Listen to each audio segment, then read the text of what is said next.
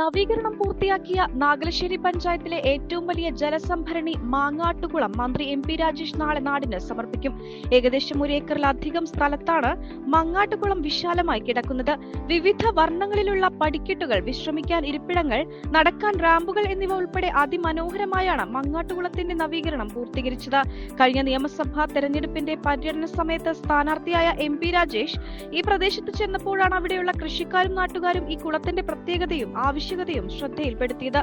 തീർത്തും നാശോന്മുഖമായ അവസ്ഥയിലുള്ള ഈ ജലസംഭരണിയെ നിലനിർത്താൻ ആവശ്യമായ നടപടി സ്വീകരിക്കുമെന്ന് മന്ത്രി അന്ന് വാഗ്ദാനം നൽകിയതായിരുന്നു. 40 ഹെക്ടറിലധികം വരുന്ന കൃഷിസ്ഥലത്ത് ജലസേചനം ലഭ്യമാക്കുന്നതിനും പൊതുജനങ്ങൾക്ക് കുളിക്കുന്നതിനും മറ്റും ഈ കുളം ഉപയോഗപ്രദമാക്കാൻ കഴിയും. വലിയൊരു ജലസംഭരണി എന്ന നിലയ്ക്ക് 2023-24 വർഷത്തെ സംസ്ഥാന ബഡ്ജറ്റിൽ നിന്നും 1 കോടി ചെലവഴിച്ചാണ് കുളം നവീകരണം പൂർത്തിയാക്കിയത്. വ്യാഴാഴ്ച മങ്ങാട്ടുകുളം മന്ത്രി എം.പി. രാജേഷ് നാടിന് സമർപ്പിക്കും. ജനപ്രതിനിധികൾ, നാട്ടുകാർ, വിവിധ രാഷ്ട്രീയ പാർട്ടി പ്രതിനിധികൾ തുടങ്ങിയവർ ചടങ്ങിൽ പങ്കെടുക്കും.